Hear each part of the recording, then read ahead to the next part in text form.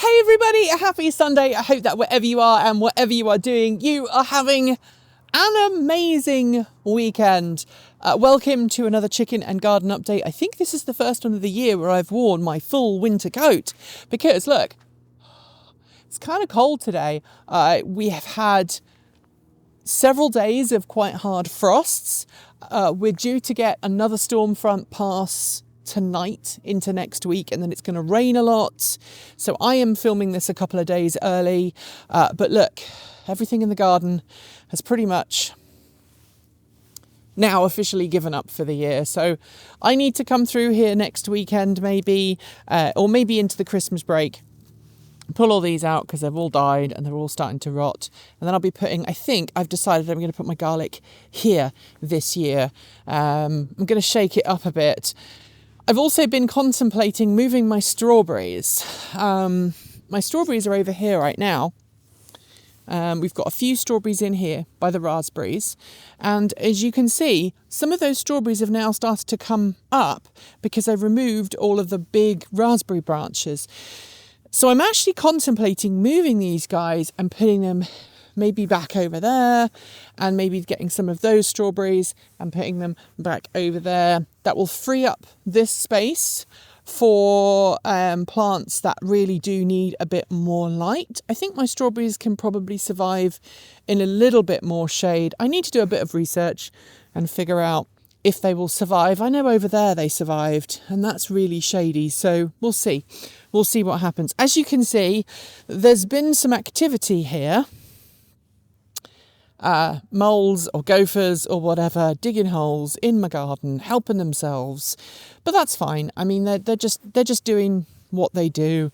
There's nothing in here right now, so I don't have to worry about, I don't have to worry about them stealing any root vegetables. I learned a long time ago not to put potatoes in the ground around the gophers because they like them and they will help themselves. As you can see, the mulch on the strawberries is mulching down rather nicely. It will help keep the strawberries healthy over winter, and it'll give them a little bit of a kickstart in the spring. So that's doing really well. Ashley, sorry, we're having a bit of a wash. I'm sorry. Your adoring fans want to say hello. I know. Ashley's doing well. Her pin feathers are pretty much all gone now. She's looking really resplendent. She's got some of her tail feathers have still got to come in. She's still not laying yet. I will show you. She's still not laying yet, but that's fine. But some of the other hens have started to lay again, and it is glorious. They are really fed up right now. They are not allowed out. After last week, when, if you remember, we had some issues with a bird of prey trying to get some of my hens. So they're all still stuck in here for now. But my wife and I have been talking, and if next year is not as scary as it might be, then what we're going to do is we're actually going to build out a bit of a run for them that is fully enclosed, so that they can be outside in the sun and not have to worry about being attacked from above. There's also a wild bird in there. It will figure out how to get out. Some of the local wild birds get into our chicken coop through little tiny holes. They figure out how to get in, they steal the food, and then they struggle to get back out again. They generally do figure it out. Right now, because I am filming, there's a very stressed bird, so I'm just going to move this way a little bit. So I've also been thinking about what I'm going to be putting in the ground in the spring. And of course, the first thing I need to do is figure out where I'm going to be putting my parsnips next year. I hope you know, maybe you don't, but you're not supposed to put the same plants in year after year after year in the same place. It's not healthy for those plants. It's not healthy for the soil. And so I will be kind of moving things around a bit in a couple of weeks' time. And I can't decide whether I'm going to do what I did in previous years, which is basically remove all of the soil that was in the tubs over there. I'm talking about the ones that are over there. Trying to do it without showing my house number. And removing the soil, getting fresh soil, putting that in and then putting seeds in, that allows me to grow parsnips in the same place I grew parsnips this season, but using different soil. Or if I just rotate the tubs and put different things in. Now, because of the aforementioned gophers, there are no eggs right now, unfortunately. It looks like someone has been thinking about laying an egg. I did pick a couple out of here earlier on today, so I did actually already get the eggs for today. Because of the aforementioned issues with the gophers, I can't put potatoes in the ground. I have to put them in a tub, so they're protected from gophers. And that means that I only have 1 or 2 places where I can grow potatoes.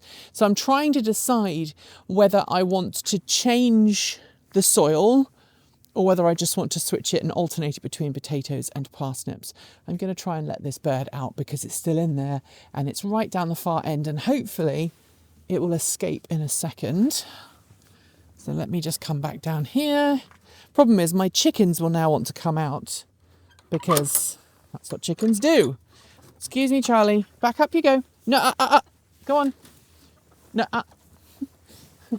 We have to let the bird that is not a chicken out without letting the chickens out. What are you? You a chickadee or something? I'm not very good with birds, North American birds. Come on, baby. Out you go. Come on. There we go. See, I grew up in the UK, so I can identify all the British birds, and I've never really learned to identify the North American birds.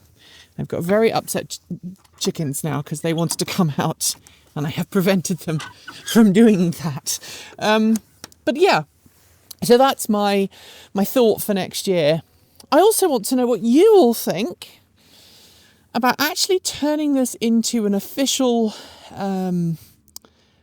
border, maybe putting some wood up, raising this up a little bit, and then maybe using that for zucchinis and pumpkins for this coming season. Because last year, the zucchinis that were there, or this year, sorry, the zucchinis that were right here did really, really, really incredibly well. And I'm thinking if I put them along here, they'll get the moisture from the greenhouse, so I won't have to necessarily water them. I didn't have to water these guys here. They just got the water that came out of the greenhouse. But all of this is going to be perfect for sun-loving plants.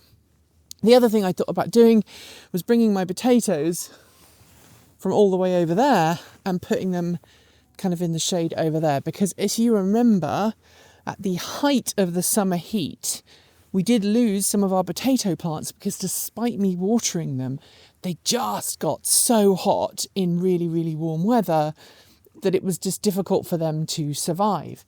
And that would allow me to put other things in other places, and hopefully everything would be nice and easy. And to finish off my chicken and garden update, check this out, right? Can you see up there? Just there is a moon. It looks really big and wonderful. It is currently 3:14 in the afternoon. It's getting really cold. The sun is going to be going down within an hour. And so I think it's time for me to say goodbye, go inside, get a nice warm beverage. I hope you have a chance to do the same if you're in the Northern Hemisphere and experiencing cold weather right now. And if you're in the Southern Hemisphere, well, I hope that the heat is finally on its way and you can enjoy some summer-like weather, because it's definitely not hot here. Thanks for joining me today, and if you've got thoughts, make sure you leave them in our Discord chat room, on our Patreon page, or you can reach out to us using Mastodon or Blue Sky. Thanks to the amazing list of people scrolling by on your screen right now. They are some of more than 1,500 people who help fund this channel using Patreon and YouTube, helping us cover our bills, pay our team, and making sure that we can remain 100% independent. If you'd like to join them and see your name listed here, just follow the links below. There are a range of different tiers you can sign up for, from as little as $1 a month, or if you pay yearly, just under $11 a year. We've had so many headaches with our credit list in the last few months. I'm sorry, it's been down to a non-functioning program we were using to pull the list out, but today's list has been manually generated, so please do let us know if you're not on there and should be. We are, after all, only human-ish.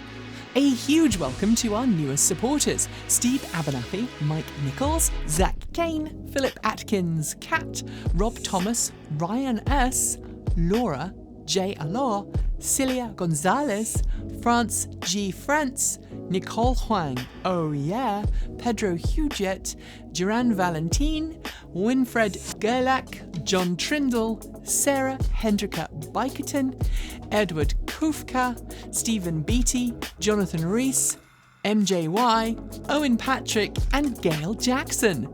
To join the list and get your shout out, become a paid Patreon member for your moment of fame. And remember, you can also now gift membership to someone else. If you'd like to support us with a one-off donation, you'll find links below to make Ko-fi and Bitcoin donations. And we even have an old-fashioned PO box you can reach us at. The address is listed below. And if you're in need of some swag, you'll find our swag store also in the down below. We've got some fantastic content coming up, so make sure you're subscribed on PeerTube or YouTube, and we'll see you very soon. We make new videos every Monday, Wednesday, Friday, Saturday, and Sunday. If you want more, the mighty algorithm thinks you'll like this video, but we also think that you should look at this one. See you soon, and as always, keep evolving!